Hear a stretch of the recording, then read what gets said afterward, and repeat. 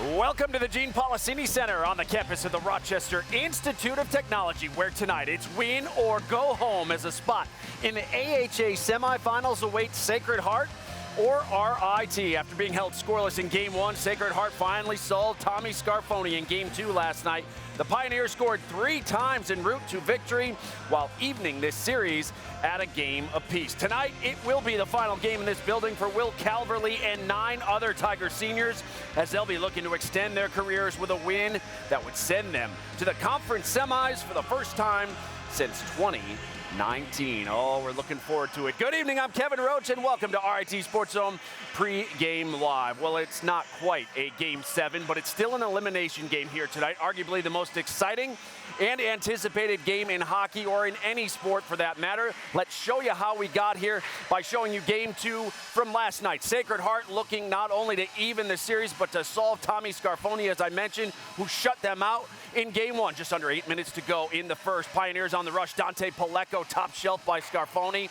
And after over 82 minutes and 24 seconds without scoring, Pioneers finally get on the board thanks to Palecko's third on the season, 1-0. Sacred Heart after 1 in the second. More Pioneers. Initial shot goes off Scarfoni. Adam Tisdale there for the easy putback, his second goal of the season. Both Sacred Heart goals coming from their fourth line. And then just over a minute later, Pioneers on the attack. You see Kobe Walker blocks the shot there. He goes down on the ice. The puck leaves the zone, actually goes to the other end of the ice, and then here comes Sacred Heart. No whistle on this play as Braden Tuck scores his 12th on the year.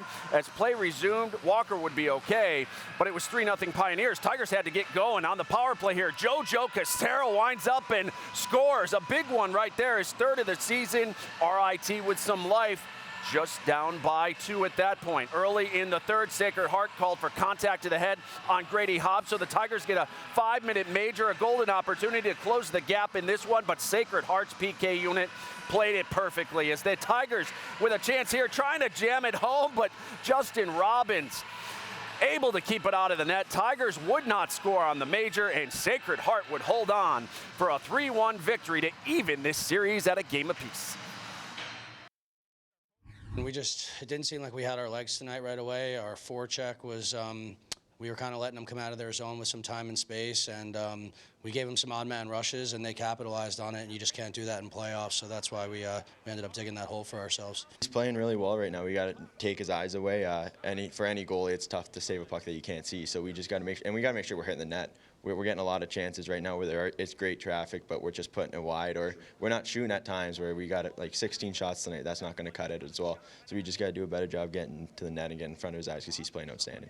Is there a better scenario than an elimination game with everything on the line? No, there's nothing better. It's do or die. You got to play your best to move on. So it's going to be exciting for everybody. Yeah, I mean, we were just talking about it in the locker room. I mean, you just got to dig deep and kind of go into the game tomorrow asking how much you want it, because they showed that they want it tonight, and now we have our backs against the wall as well. So we're going to have to really regroup tomorrow and play a near-perfect game if we're going to want to try and win, because, yeah, none of us want our seasons to be over the seniors, and even we tell the freshmen, you don't want to throw away a year. It goes by fast, so we're hoping to get the guys going tomorrow and get a big win. Yeah, Tigers looking for a big win here tonight. Here's a look at the final numbers from Game 2. Sacred Heart outshot the Tigers 26-18 as Justin Robbins finished with 17 stops for the Pioneers. Tigers went 1 for 4 on the power play thanks to Jojo Casero's goal in the second. However, for the second straight game, RIT unable to capitalize on a 5-minute major. The power has been out for Sacred Heart all series long. On the power play, they are 0 for 6 on the man advantage. And one stat you won't see here, but it's made a big difference in this series. Sacred Heart has blocked 47 shots in the first 2 games. Big stat there. Well, this season comes down to tonight for RIT. With a preview of Game 3, RIT head coach Wayne Wilson is with our John Natulio. Johnny? All right, thank you so much, Kevin. Wayne, you've scored just 2 goals in 2 games. How does that change? How do you get more pucks to the net, so there's better scoring opportunities? Yeah, well, our defensemen got to find better lanes to get it to the net. I think our forwards got to shoot more. Like we call them whips, where you just spin and put pucks on the net versus looking for something better. You know, you start saucering passes when they're packing it in. Then all of a sudden, pucks are going over people's sticks into the corner, and you don't get those same shots. Harder on our forecheck. I think tonight we've got to be more aggressive on our forecheck to put more puck pressure, create some more turnovers, and try and capitalize on that as well. Is this a game where you lean on leaders? You got a lot of seniors? Yeah, I mean, when you look at both teams, there's a lot of seniors and that on both teams. So we're both relying on our experience. But, yeah, you know, our big players got to come through. You know, our goal scorers. It's at that point now where we've got to just have faith in them and put the ball in their court and give them the opportunity to have some success. So that's what we're looking. We tinkered a little bit with some of our systems, but not much. But it's all to try and put them in a better position to hopefully score some more goals. And that's my next question. At this point, do you change much? If 2 games in, how much do you change going into tonight? No, you've played the whole year to form an identity, and you've got to kind of stay with it. There are subtle changes that you can make to hope to better yourself here, but I just think that you've got to stay true to who you are and you know, play to your identity, play to what you've done well. And for us, it's a hard forecheck, it's clean breakouts, it's you know, just winning special teams. It's those kind of things that we've got to come through tonight. In a game like this, scoring first, is that important for certainly getting on the board first, getting momentum? I think it is, and I think it might be maybe more so for us. And you know, not that they've scored a lot either, but I just think that you know, we got to feel like we're breaking the bubble here and break out of 1 goal or 0 goals. You know, so. We want to be better than that, and you know, it's always good to get the first goal, get the crowd on your side, kind of relieve a little pressure on yourselves, and take it from there. These are fun games, right? I know it's stressful. Maybe is it stressful for you and the players at Game 3? Yeah, yeah, it's stressful, but you got to enjoy the competition. I mean, this is what it's all about. That's why they have a best of 3, hoping. I mean, everyone else is hoping it goes to 3 to make it interesting, and it is. So you just got to enjoy the moment and just compete hard and see who can play well in these type of situations. And I think we got a number of players that have proven themselves in the past. I got a feeling you'll be in Utica next weekend, Coach. I'm looking forward to it, but this is going to be a hard grind here. I hope we're not working you overtime tonight. You know what? I don't mind. This is fun. I don't mind working OT, buddy. Good. We're looking forward to the challenge out tonight. All right, that does it here with head coach Wayne Wilson with RIT. Kevin, let's send it back to you. All right, Johnny, thanks so much. The other 3 quarterfinal series wrapped up last night as AIC, Mercyhurst, and Air Force all completed 2-game sweeps to advance to the conference semifinals. AIC still in the hunt for its 3rd consecutive AHA tournament championship. Yellow Jackets advanced following a 6-2 victory over Bentley on Saturday. How about Mercyhurst? They've won 7 in a row. They move on to Utica after yesterday's 3-1 victory over Canisius. Lakers will face AIC, and Air Force needed overtime in Game 1 and Game 2 to escape past Army. Falcons now await the winner of tonight's game. Should be fun. Still to come here on Pregame Live. We'll look back on the monumental vote from earlier this year that will make RIT hockey an even more attractive option to potential recruits. Plus, RIT's Caden Winters wrestled for a Division III national championship last night. We'll show you how he fared in Iowa. That and much more on the way as we get you set for the 3rd and final game between RIT and Sacred Heart at 5:05. This is RIT Sports Zone. Pregame Live.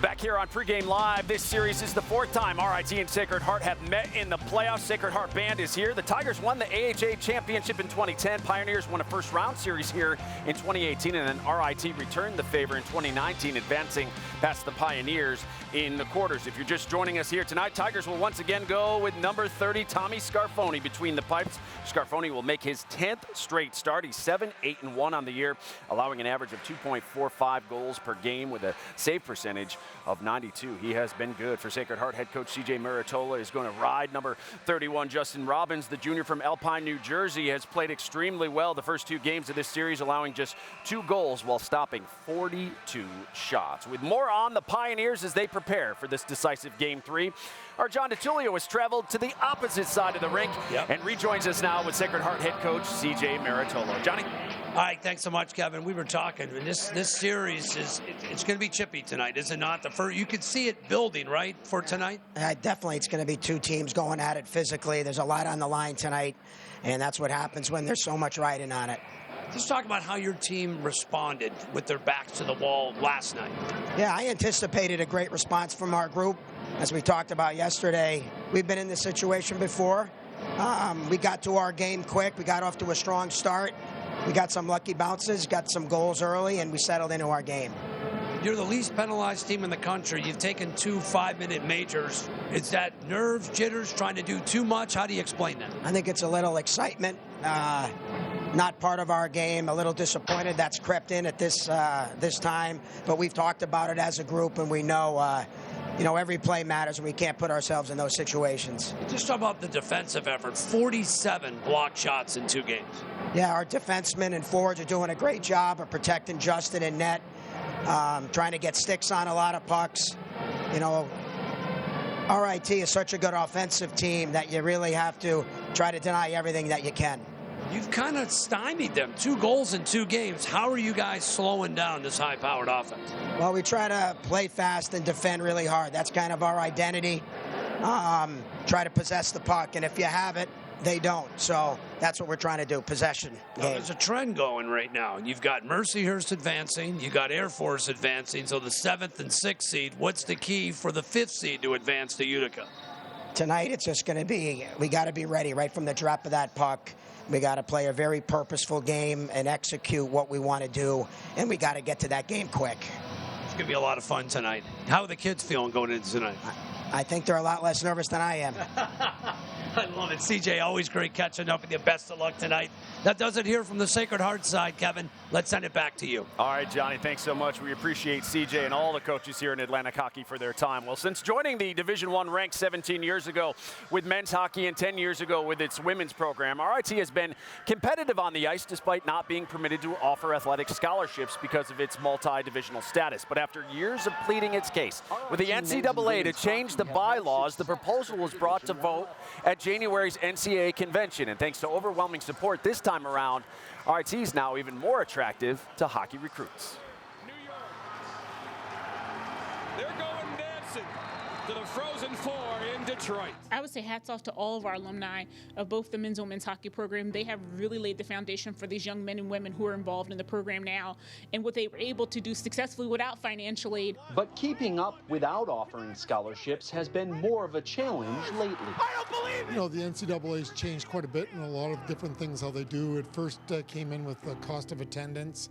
So players were able to, whatever the schools decided was that cost, receive up to $5,000 after they've received their scholarship. So it was an additional $5,000. Then I think the transfer portal was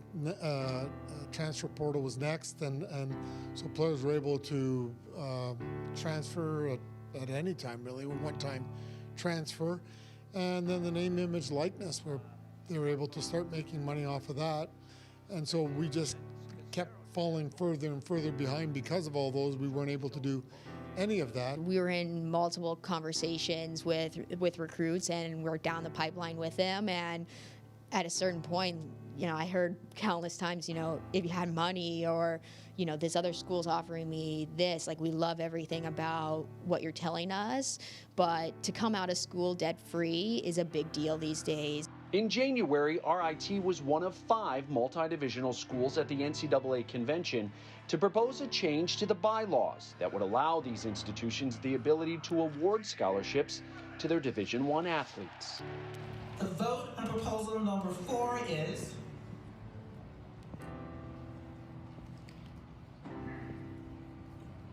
388 votes yes, 18 no, 39 abstain. Proposal number 4 is adopted. The reasoning for us to be able to give scholarships was very sound and logical, and I was very optimistic. But you don't know how everyone else is feeling about it, and obviously when you saw the end result, because really when it doesn't affect you, I think a lot of people just abstain. I think obviously the way it turned out with the vote, that it was pretty clear to everyone that this needed to be passed, and we're very grateful for that. Both programs will now be permitted to offer a maximum of 18 scholarships each. And that is the goal. But how the university will handle financing those 36 scholarships is still being explored. I've started the initial conversation with our two coordinators who work with athletic development, so started that conversation with them, but it's something we're going to work on exploring over the next couple of months to see who might be interested in helping fund RIT men's and women's hockey in the future. So we're going to be looking for some alumni and some sponsors and some donors to get involved with this program and get involved immediately. The ice is finally level for RIT hockey, as they now have everything they need to attract the best and to consistently be among the best programs in the nation.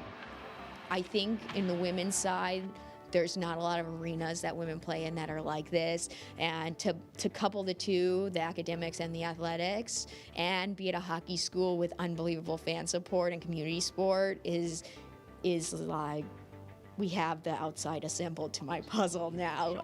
So now it's just like, let's put the inner pieces in and really get the picture that we want. And I just think we're going to be able to take another step forward, and you know, maybe it won't happen right for next year, but we'll take a good stride forward, and I think we'll be able to compete with the not only the best players on the ice, but also the best players in the classroom, and really be able to sell, and we don't have any more excuses anymore, but that's a good thing.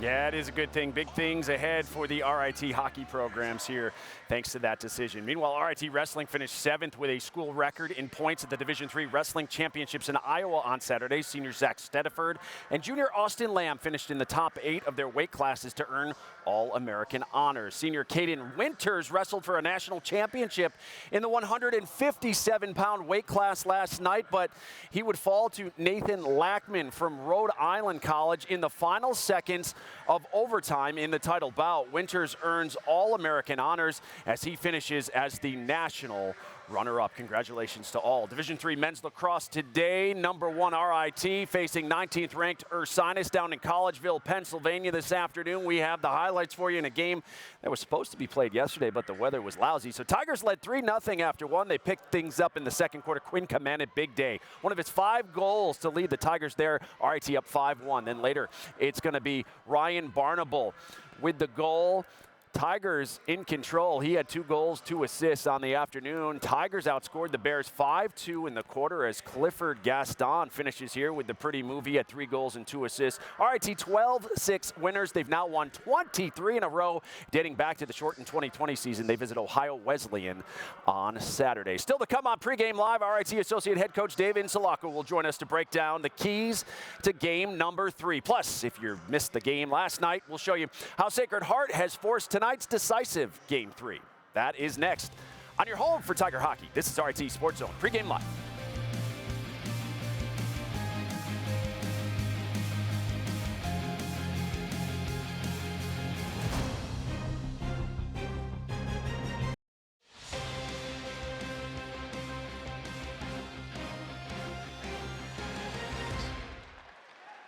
Trying to get it in down low.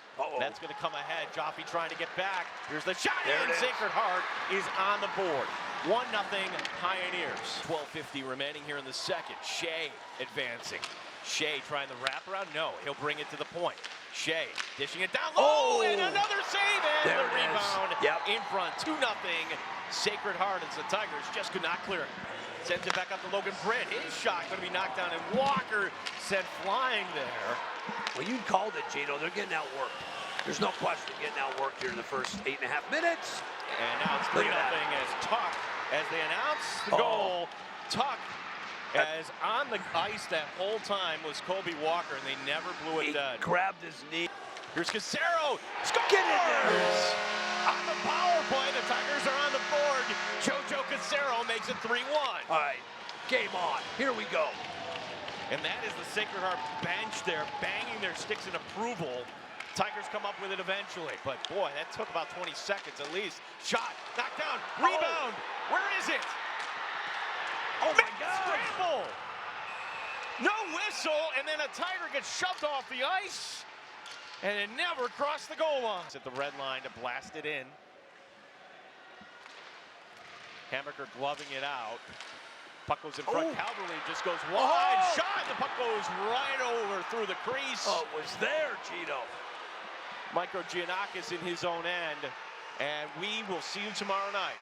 And here we are, the only quarterfinal left to be decided in Atlantic Hockey. AIC completed the sweep of Bentley. Mercyhurst won its 7th straight as they disposed of Canisius, and Air Force knocked out third-seeded Army with 2 overtime victories. Again, AIC will face Mercyhurst in the first semi next Friday. Air Force awaits the winner of our game here tonight. It's welcome you back inside the Gene Policini Center here at RIT, where you're watching RIT SportsZone pregame live, presented by Taylor the Builders. As we bring in John and Gene, and guys, there are 10 seniors on this Tiger squad. They haven't tasted a championship during their time here, but Dan Willett, I think, said it best last night. No matter what year you are, you do not want to waste this opportunity to get to the semifinals, because there's no guarantees you're ever going to get back in your career. Yeah, no doubt about it. Of those 9 are dressed tonight. As John, we're happy to be joined by David Zalako, the assistant coach. He is ringside. And Dave, appreciate your time. And the million-dollar question here, how do we generate more offense for the Tigers here tonight? We just got to do a better job of moving pucks out of our own end and getting them up to our forwards, and being more efficient in the neutral zone at reading their forecheck and either going quick or slowing it down a little bit and going through our progressions. But our puck movement out of our own end and through the neutral zone needs to be much better, so our forwards have an opportunity to create offensively. Dave, in a game like this, scoring first, just the way it's shaping up, may be paramount for both clubs. How important is it for your team to start fast tonight? We want to get off to a good start. There's no question about it. Scoring first is huge. If you look at hockey and the analytics, your winning percentage increases exponentially by scoring first, and it provides a sense of ease and calmness for us. But no matter what happens, if we score first or they're on the board first, we just got to stay even keel, stay grounded, and stick to our identity and work hard throughout the course of the 60 minutes. Yeah, Dave, we were just talking about how this Tiger team, 10 seniors on this team, I would imagine you don't have to say all that much here moments before this game. No, our meeting this morning, minor adjustments were made, and we just got to play to our identity, and our big players need to step up and carry the load for us, and our other guys need to work hard and provide supplemental scoring for us. Dave, appreciate your time, and go get them tonight. Thanks, guys. David Zalako, the assistant coach here for RIT. As John, certainly they have leaders on the Sacred Heart team too. Now, Ryan Steele really not available game 1, but he was back in game 2, centering that line. And our player to watch, Braden Tuck, 2 points last night, the team captain. Team captain, one of their top scorers on this team. They've got playmakers. When they lost Steele, even talking with CJ Maritolo yesterday, he said it hurt. There's no question. But Tuck is a guy that they've leaned on. Look at his numbers, 12 goals, 14 assists. Just like RIT, playmakers need to come up and make big plays. We saw Tuck step up big time last night for the Pioneers. Interesting, if you're listening carefully there, Wayne Wilson and David Zalako talked about the defense carrying the puck up here tonight. And John, if that's going to be the case, is JoJo Casero the best offensive defenseman for RIT? I don't think it's even close. I think he's got the best shot, and I just think he needs to shoot more. We saw him last night connect. And listen, even talking with Wayne, they need to get pucks to the net, even if it's coming from the blue line. They need to get a lot of traffic and get pucks in the net. And we've watched him evolve this year, the transfer, 3 goals, 5 assists, and he really jump-started RIT last night with that goal. Yeah, as Kevin, they say nothing beats a Game 7. This is a Game 7, essentially. A deciding Game 3. Puck drop coming up here at 5:05. We can't wait. Yeah, we're looking forward to it. Hey, guys, if you're wondering, RIT 3-3 all-time in Game 3s, but 0-2 here at the Policini.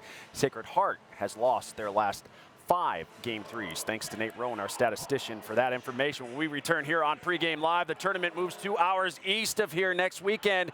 We'll let you know how you can be a part of Championship Weekend next. This is RIT Sports Zone. Pregame Live.